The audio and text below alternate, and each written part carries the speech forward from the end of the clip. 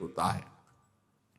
यो न हृष्यति, हर्ष नहीं किसी भी वस्तु व्यक्ति स्थान की प्राप्ति में, और न द्वेष्टि, कोई तुम्हारे प्रतिकूल आचरण करे, निंदा करे, अपमान करे, तुम्हें गुस्सा दिलाना चाहे, तुम्हें द्वेष नहीं करना है, बचो परम पद प्राप्त करने के लिए, भगवान के प्रिय बनने के लिए।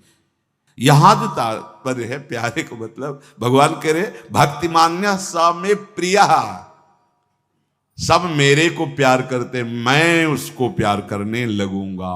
किसको? जिसके हृदय में हर्ष नहीं, किसी से द्वेष नहीं, और न सोचती, जैसे सब कुछ तुम्हारा छिन गया। कितना था? किसी भी नगर के किसी एक कोने में तुम्हारा महल बना होगा, हम कह रहे हैं। पूरे विश्व ब्रह्मांड की संपत्ति का असंख्य हिस्सा होगा तुम्हारी संपत्ति, बहुत संपत्ति है भाई वो। अरे समुद्र को रत्नाकर कहा गया है, एक से एक रत्न।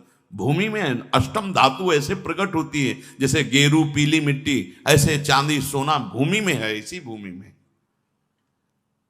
कितनी संपत्तिवान हो, क्या हो, कुछ नहीं।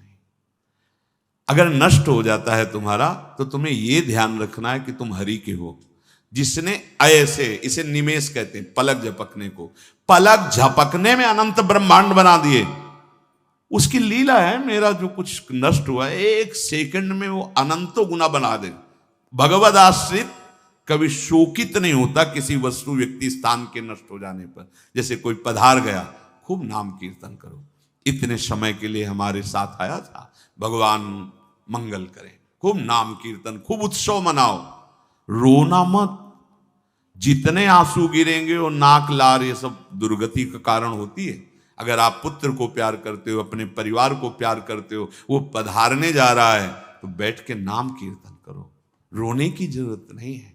मोह ग्रसित होकर आंसू मत बहाना, राधा राधा कीर्तन करो, मंगल करो उस जीव का जो तुम्हारा भाई बना था, तुम्हारा पुत्र बना था, तुम्हारी पत्नी बना था, तुम्हारा पति बना था। वो उतने ही समय के लिए आया, पर ये मोहाविष्ट जन हमको बहुत चाहते थे, जो कहते थे वो करते थे, अब कौन करेगा। इस बात के लिए रोना धोना होता है, प्यार तो होता ही नहीं, क्योंकि जो था उसको तो कभी जाना नहीं। तो बिन जाने न होए प्रतीति, बिना जाने विश्वास नहीं होता, बिन प्रतीति होए नहीं प्रीति। तो तुम्हारी प्रीति कहां थी? अपनी चाह की प्रीति के लिए रोना। तो हम सबसे प्रार्थना करते हैं, किसी का शरीर पूरा हो रहा हो तो हमारी बात प्रार्थना मान लेना, 4 बार राधा नाम चाहे सुनाओ जाके आसपास पड़ोस में। वो अगर शरीर है तो राधा राधा राधा राधा सुना रहे, अगर शरीर नहीं है तो जो राधा नाम उच्चारण किया उस जीवात्मा को दे दो, ये उसके लिए, उसका मंगल। रोने की कोई जरूरत नहीं। तो ना शोक नहीं, और भक्त के हृदय में न कांक्षति। अब हम क्यों चाह करें? हमारे प्रभु अल्पज्ञ हैं क्या कि हम कहें कि ऐसी व्यवस्था कर दो, ऐसी परिस्थिति कर दो, ऐसा कर। सच्ची कहते हैं, जिसकी जैसी परिस्थिति है वो भगवान के विधान से आई हुई है। आप उसी परिस्थिति में भजन कर लो, आपको कोई फेल नहीं कर सकता। यही जीव की दुर्दशा है। वो निकलने की चाहत सत्संग से पैदा हुई, सत्संग ने निकाला और सत्संग को ही छोड़ दिया। क्या हुआ फिर? पार फायदा क्या? वृंदावन बस के इतनो बड़ो सयान, जुगल चरण के भजन बिनु निमिष न दीजे दान। क्यों आए थे? कमाई तो वहां बढ़िया हो रही थी, यहां क्या कमाई है? ये तो प्रेमियों का देश है, यहां भजन कमाओ, प्रियालाल रूपी संपत्ति बढ़ाओ अपने हृदय में। तो न कांक्षति, कोई आकांक्षा भक्त न करे, अगर करे भी तो छूट दे दे हमारे प्रभु को।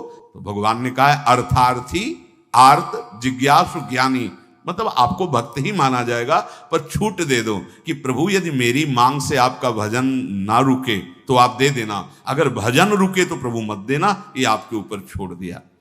शुभाशुभ परित्यागी भक्ति मान्य स में प्रिया। जैसे अशुभ हमारी दुर्गति कर देता है, ऐसे शुभ भी दुर्गति का कारण है। कोई विद्वान कह सकता है कि शुभ के द्वारा दुर्गति? तो सुनो, तुम शुभ कर्म करोगे, यहां से ऊपर के लोगों को जाओगे। जैसे स्वर्ग गए आप, खूब भोग भोगेंगे जितना आपका शुभ है, और पुण्य छीणे मृत्यु लोके विशंति, तो फिर कहां गए? वहीं आ गए ना। तो आवागमन तो नहीं मिटा ना, तो सदगति तो नहीं हुई ना, तो हुई क्या? उसे एक अच्छा स्वप्न, एक बुरा स्वप्न, लेकिन है तो दोनों स्वप्न ही, कोई खास बात थोड़ी है। तो इसीलिए शरण निरापक पद रमित सकल अशुभ शुभ नंस, आचार्य श्रीहित महाप्रभु हरिवंश चंद्र जी के लिए, कि जो इनकी शरण में हो जाता है ये शुभ अशुभ का नाश कर देते हैं। और देत सहज निश्चल भगति, जय जय श्री हरिवंश। जो ना हर्षित होता है, ना द्वेष करता है, ना कोई शोक करता है, ना कोई आकांक्षा करता है, और शुभ अशुभ का भी परित्यागी है, और सदैव मेरी भक्ति में रत है। भगवान कह रहे हैं स में प्रियहा, बहुत से भक्त मुझे प्यार करते हैं, पर मैं इसको बहुत प्यार करता हूं। स्त्रीषु स्तन्यप तोकवत स्व अतिथि गेहेथ देहे च, श्रीपाद कह रहे हैं जहां तुम्हें वास मिला है ऐसे रहो। जैसे अतिथि आता है किसी के घर में तो अपना घर नहीं मान लेता, सोचता है हमें तो बस समय व्यतीत करना है, जितने दिन चले जाना है यहां से। बिल्कुल ठीक ऐसा ही है, चाहे गृहस्थ में हो चाहे विरक्त में हो, घर को अपना नहीं मानना चाहिए। इसीलिए हमारे यहां पहले से पद्धति चली आ रही कि घर में ठाकुर विराजमान करना, घर के मालिक ठाकुर, हम सब उनके सेवक। और महाभाग्यशाली जन तो अपने घर में भी अंकित कर देते हैं, प्रिया कुंज अमुक अमुक, ऐसे भगवान नामों से किए। ऐसा करना भी चाहिए। विभीषण जी के घर को ही देखकर तो हनुमान जी महाराज प्रभावित हो गए। राम नाम अंकित गृह शोभा, देखा कि भगवान नाम लिखा हुआ तो कोई महाभागवत होगा। फिर अंदर गए तो आवाज भी सुनाई देने लगी, राम नाम ते सुमिरन की ना, हृदय हरस कपि सज्जन चीना, ये ईसन हट करी हो पहचानी, साधु ते होए ना कारज हानि। ये कोई भगवत भक्त है लंका में, जिसके मकान पे भगवान नाम है, जिसकी जिह्वा पे भगवान नाम है, वो कोई महाभागवत ही है। घर में अतिथिवत रहने का आदेश कर रहे हैं। जितना समय व्यतीत करवाना है प्रभु को व्यतीत करवाए, बस शरीर छोड़ा। ऐसे आगे कह रहे हैं अथ देहे पिच, ऐसे ही देह में भी अतिथि की तरह रहना। ये भी घर है, तुम नहीं हो, पर क्या माया का आकर्षण है। प्रवचन कर लो, सुन लो, मैं शरीर नहीं हूं, लेकिन सारा बर्ताव शरीर में ही हो रहा है, आम की धरा में हो रहा है। बहुत सावधान। आदेश कर रहे हैं भगवद आश्रित रहो, ऐसे जैसे बच्चा मां के स्तनपान से ही जीवित है। अर्थात हमारा जीवन केवल हमारे प्रभु के द्वारा पोषित है।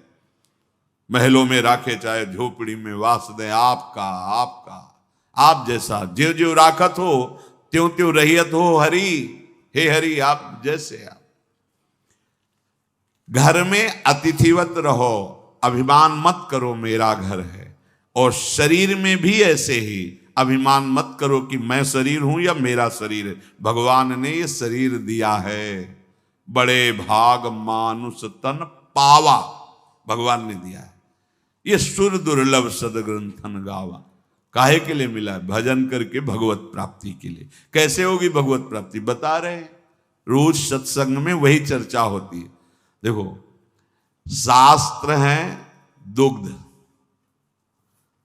गुरुदेव अपनी बुद्धि से हर सूत्रों को दही की तरह जमा कर अलग अलग निकाल करके और अपनी ज्ञान की बात उसमें डाल करके उसे दही की तरह जमा दिया, फिर मंथन किया और उसमें जो सार निकला मक्खन, उसे फिर और तप के द्वारा पवित्र हृदय में रख करके फिर देखा और घी की तरह निकाल के आपको दे दिया।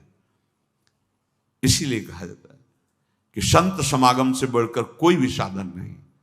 व्रतान यज्ञ छंदांसि तीर्था नियमा यमा यथा वरुंधेत सत्संगा सर्वसंगोपहो हिमाम। क्यों?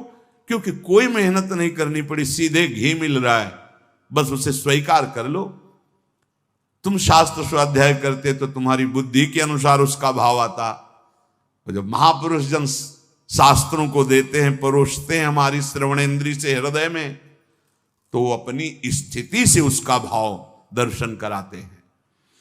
तो द्वेषम